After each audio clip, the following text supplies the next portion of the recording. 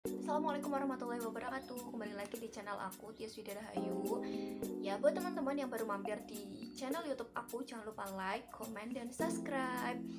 Ya, karena kemarin-kemarin aku udah share ke kalian tindakan-tindakan keperawatan yang udah aku lakukan. Nah, itu mungkin karena masih belajar ya teman-teman. Terus juga udah lama nggak lakukan tindakan ke pasien, jadi agak kaku, terus agak canggung gitu loh, kayak ngebleng-ngebleng gitu. Nah, aku hari ini mau sharing ke kalian tentang dunia keperawatan dan suka duka di dunia keperawatan. Jangan lupa stay tune terus di channel YouTube aku. Oke. Baik, suka dukanya mahasiswa keperawatan. Ya, yang pertama itu kita tuh harus berusaha caring ke pasien meskipun kita sedang mengalami masalah banyak di rumah maupun di kos bersama teman-teman maupun sama pacar kayak gitu kan. Tapi gimana sih kita membawa perasaan kita yang sedang galau gundah kayak gitu ke depan pasien kita, tapi dengan perasaan yang kita tuh nggak ada beban masalah gitu, padahal di belakangnya kita tuh punya masalah yang begitu besar. Terus yang kedua, kita harus bisa memposisikan diri pas kita di rumah kayak apa dan di rumah sakit itu kayak apa. Jadi misal kita yang di rumah karena banyak pikiran emosian, tapi kita pas di rumah sakit tuh nggak boleh emosi gitu loh ke pasien. Tapi kan kadang semua orang tuh nggak bisa kan, kayak memposisikan diri itu susah. Nah, suka dukanya perawat itu kayak gitu. Misal kita lagi banyak masalah, kita ke rumah sakit tuh nggak boleh bawa masalah. Kita harus bisa selalu tersenyum, ikhlas merawat pasien tersebut gitu. Terus suka dukanya itu sebenarnya tuh banyak suka apa duka ya.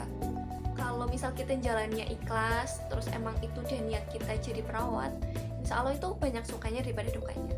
Tapi bagi aku, karena aku masih awal-awal ya, mungkin mau awal-awal praktek, terus awal-awal juga masih baru terjun ke dunia keperawatan, itu sebenarnya tuh bukan basicku, tapi karena aku dituntut harus menjadi seorang perawat. Bukan dituntut sih, karena aku sekarang udah terlalu terjun, udah terlanjur masuk kecemplung gitu di dunia keperawatan, ya otomatis aku harus memposisikan diri sebagai perawat dong.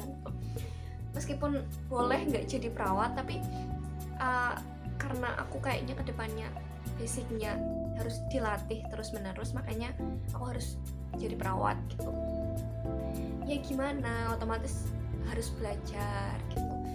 Aku awalnya banyak sukanya sih, awal-awal dunia keperawatan tuh gini, tapi setelah menjalani banyak ya, ada suka dan dukanya kita harus shift-shiftan. Misal yang dapat shift malam dong, misal tiba-tiba kayak praktek di ruang ICU, pasiennya itu tiba-tiba kritis, terus tiba-tiba RCP itu kayak membantu pasien yang misal dia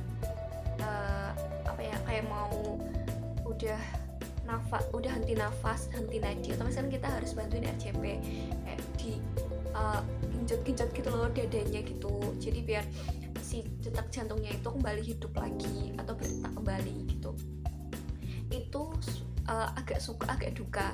Sukanya aku jadi bisa latihan RCP langsung ke pasien, tapi dukanya yaitu tengah malam kita harus RCP pasien, posisi ngantuk, terus paling biasanya kalau yang jaga itu malam 2-3 orang, nggak seramai pagi, otomatis kan kita harus shift-shiftan tidurnya, gantian tidurnya, kadang nggak ada yang benar-benar nggak tidur gitu.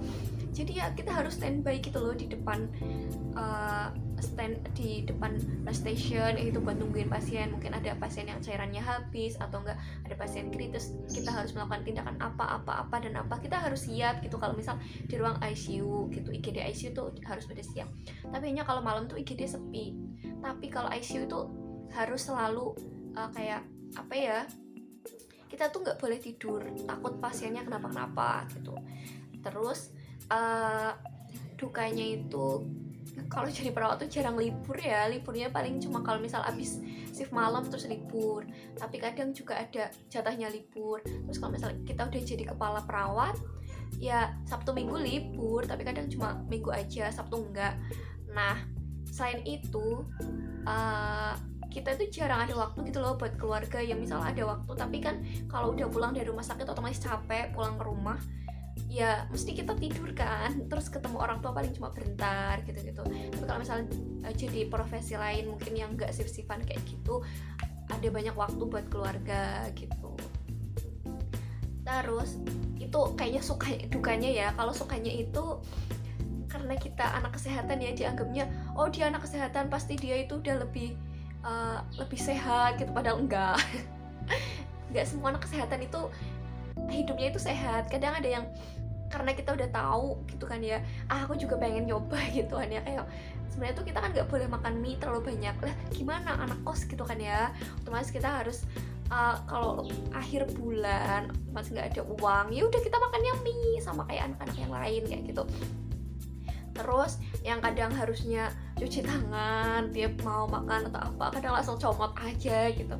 Pasti semua mahasiswa, pokoknya semua orang pasti kayak gitu, termasuk perawat gitu.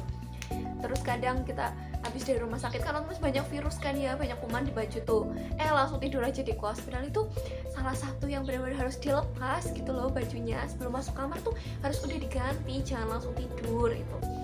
Terus selain itu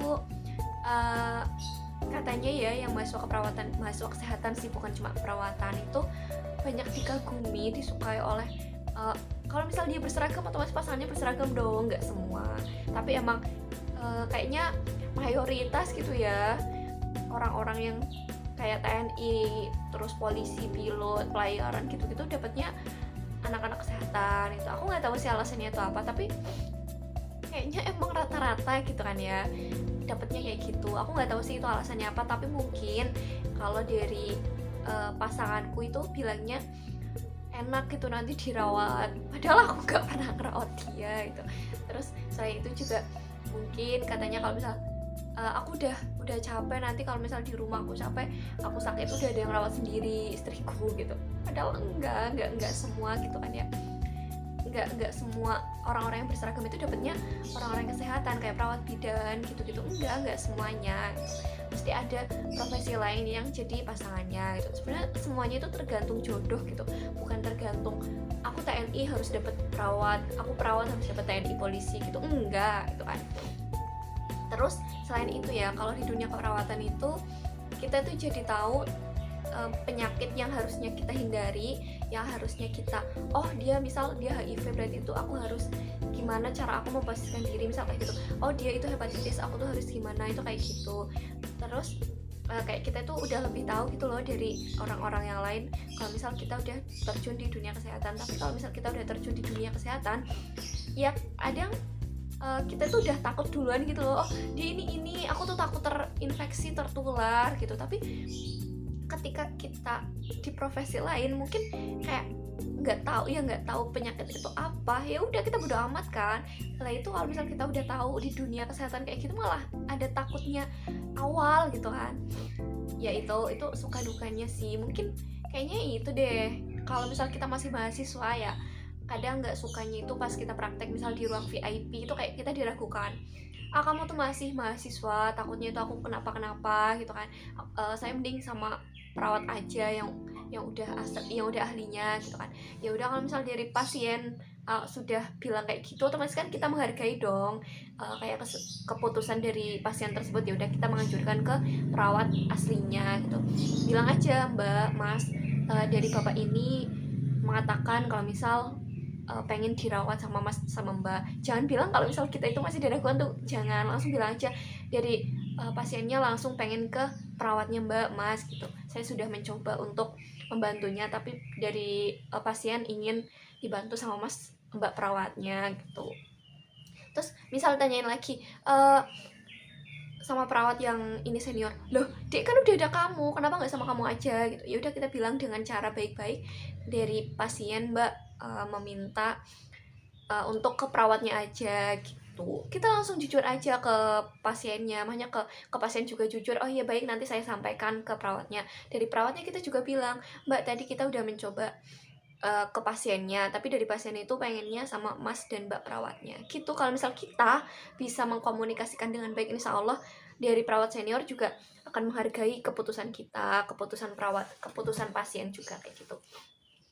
Terus apalagi sih yang bisa suka dukanya gitu, apalagi ya, oh kalau misal kita kayak puasa gitu kan ya, harus shift gitu. Terus sahurnya itu gimana, kadang kan kalau misal kita masih mahasiswa ada jatah ada enggak ya sahur dari rumah sakit pas kita praktek. Tapi kalau misal udah jadi perawat otomatis langsung dapat jatah. Ya kalau kita masih mahasiswa, ya udah kita bawa bekal sendiri, nggak perlu mengandalkan dari jatah dari rumah sakit. Takutnya kan kita udah mengandalkan dari rumah sakit jatahnya, tapi ternyata kita nggak dapat, ya terus kita sahur dan buka pakai apa gitu.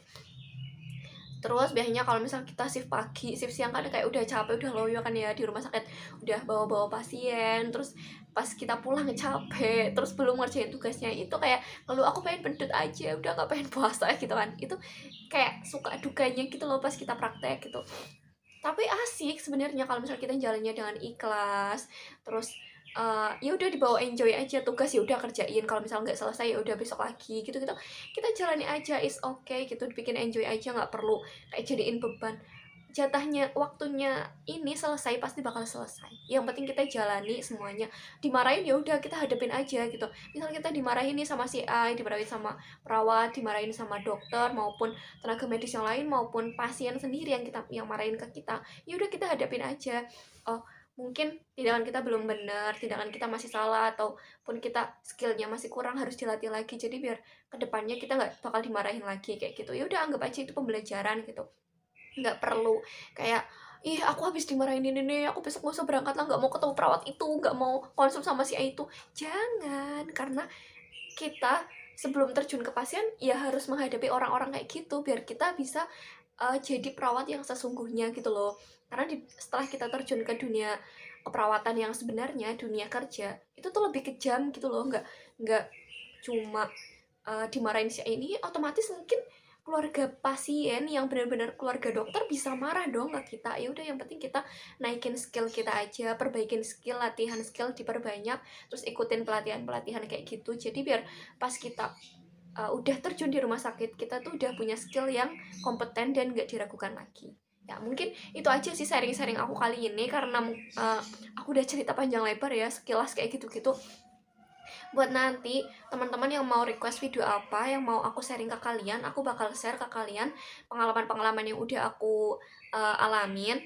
Mungkin kalau misal aku tindakan kayak gitu tuh agak bingung gitu loh, bukan bingung sih, kayak aku bilang apa terus pasiennya bilang apa, karena kadang ada yang udah aku apa ya, kayak briefingin, ternyata di pasien tuh bilang apa, tapi emang itu sebenarnya kayak gitu gitu kan ya.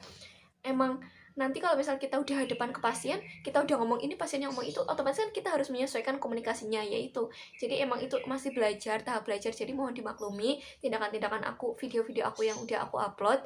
Kalau misal masih ada yang perlu aku perbaiki, nanti aku perbaiki lagi. Kalian komen aja di setiap video aku, nanti aku perbaiki ke depannya. Untuk tindakan-tindakan yang lainnya nanti aku perbaiki. Mungkin itu aja yang bisa aku sharing ke kalian. Kurang lebihnya aku mohon maaf, karena aku juga masih belajar nge-YouTube. Jangan lupa like, comment, dan subscribe ya buat teman-teman yang udah nonton video aku kali ini. Jangan lupa di komen, like, dan subscribe. Terima kasih, aku tutup. Wassalamualaikum warahmatullahi wabarakatuh. See you.